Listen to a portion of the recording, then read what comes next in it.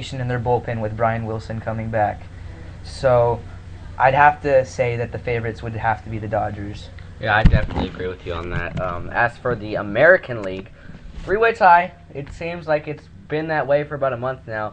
The Rays, A's, Orioles. Three teams that a lot of people just, at the beginning of the season say, all right, these guys maybe will finish at 500. Certainly not the Orioles, certainly not the A's, but obviously Tampa Bay, a playoff team from last year, returned a lot of their players. Fernando Rodney's been huge for them. They've David Price, arguably the Cy Young favorite, with Weaver falling off a little bit in the last couple weeks. Who's gonna fall off first? We've been talking about contender pretender. It seems like for all season with the A's and the Orioles. Out of those two teams, who do you think is more likely to keep riding it this last month and a half of the season? I think the A's are more likely to ride it. Baltimore, the reason why they're winning is because they win close games, and I don't think they can continue winning games by one run the last month of the season. They've been outscored by almost 50 runs this season, but they're 12 games above 500. That shouldn't make sense, and that's because they either get killed or they win by one or two. I don't think they can keep winning in extra innings and winning by one run the rest of the season. The A's, on the other hand, Brandon Inge has been a big impact in the team. He's been producing a lot lately. They have a very young pitching staff. I think 4 rookies in their starting rotation that have been very solid. And so I think the A's will continue to play well and that Baltimore will fall off first. You think the Angels are done, or obviously you talked about them earlier having such high expectations, just 66 and 61 on the season, good for a 520 winning percentage. They're 3.5 out of those three of the second spot in the wild card. Do you think there's any way they can make a run and get back into one of those spots? I do think they can make a run. However, it's going to take a lot from their pitching. Weaver has not pitched well lately. Greinke finally had a decent start the other night.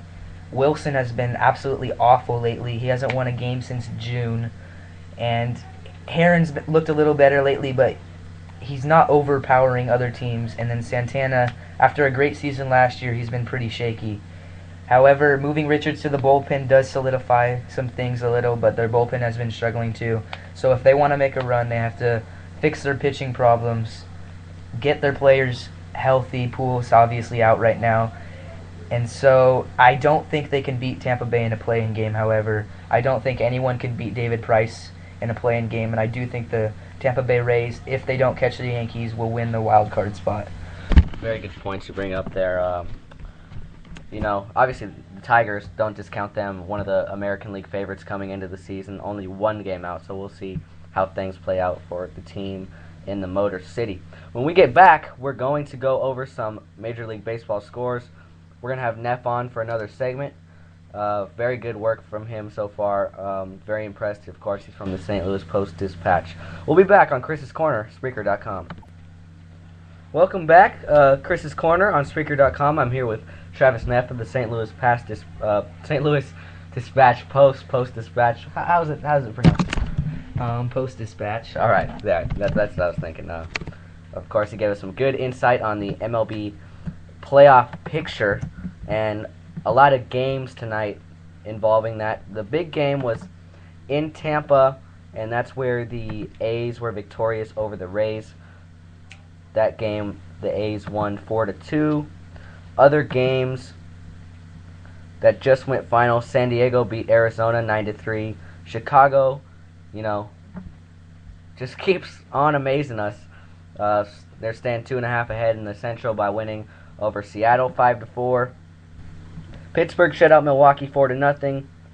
Philadelphia beat Washington 4-2. The Angel bullpen, how much have we talked about that over the year? Blew another lead tonight in the bottom of the 8th inning against the Tigers. They lost 5-3. Cleveland beat the Yankees 3-1. Baltimore keeps on chugging, won 8-2. Atlanta beat San Francisco 7-3. Cincinnati beat St. Louis 8-2. Texas keeps on rolling. They beat Minnesota 9-3. New York Mets beat Houston 3-1. Colorado beat Chicago Cubs 4-3. 2 games going on right now.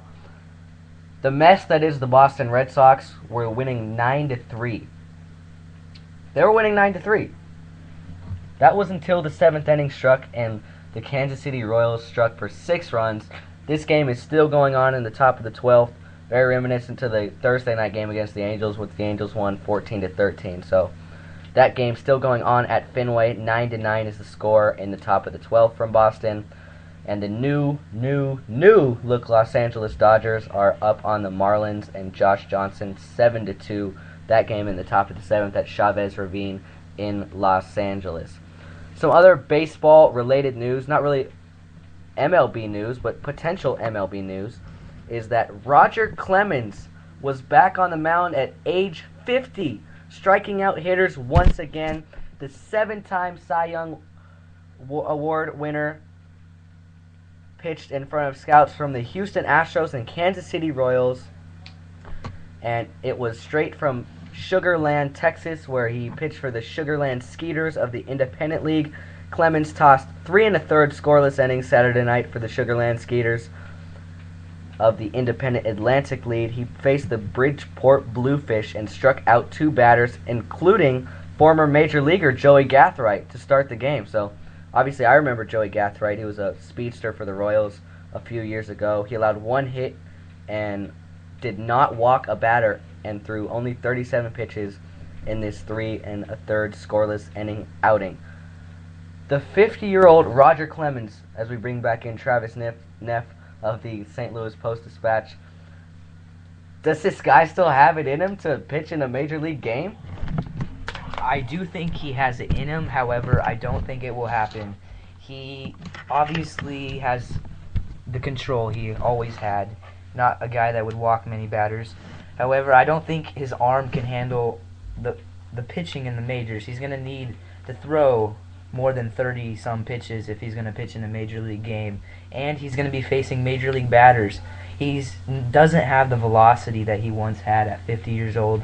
And I don't think if he comes and pitches for the Astros or the Royals, it'll make an impact.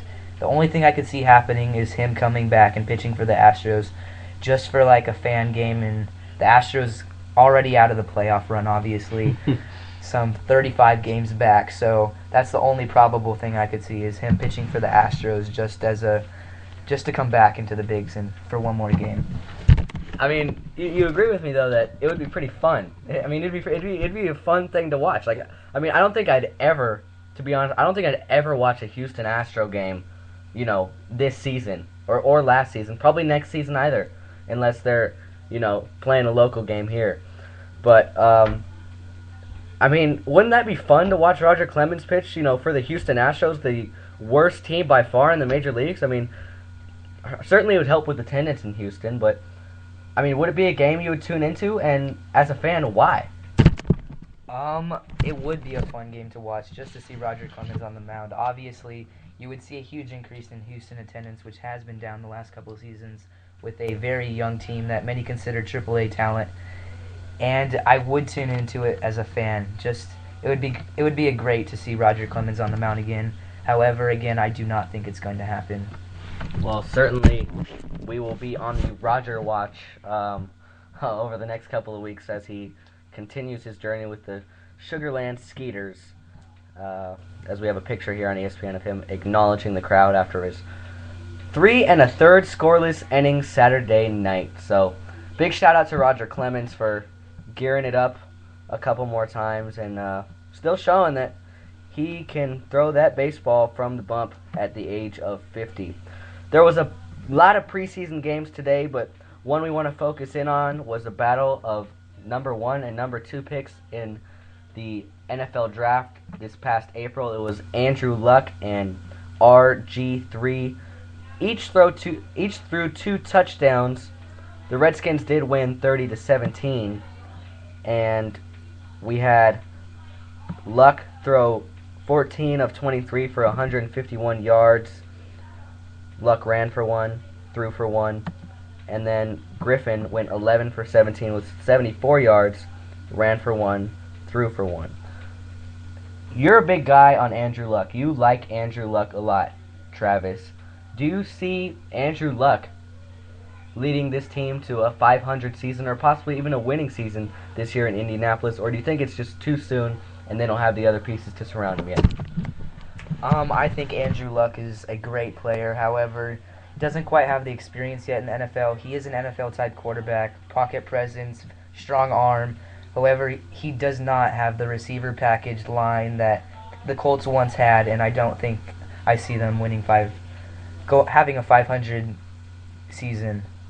The Redskins, on the other hand, RG3, he's looking very good. Grossman, he's also looking good, and I think they could have a very good team this year. There's been so many Andrew Luck, Peyton Manning comparisons. Peyton Manning probably in his last couple years, 2-3 years, probably going to end up hanging him up with the Broncos. God forbid any injury happens to him.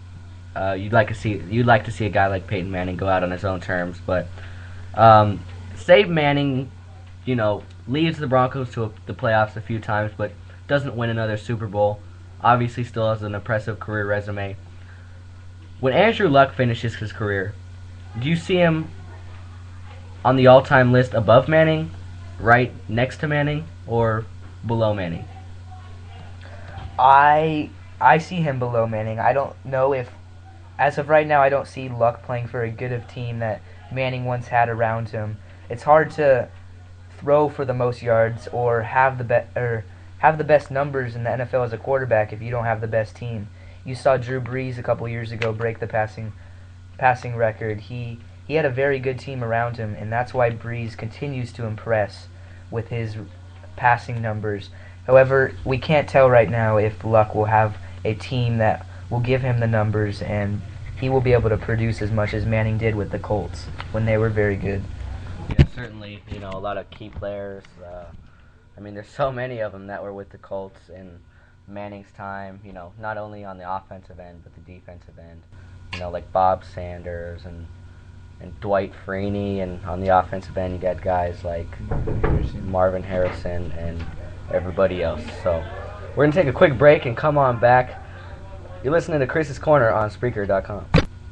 Welcome back to Chris's Corner on Spreaker.com.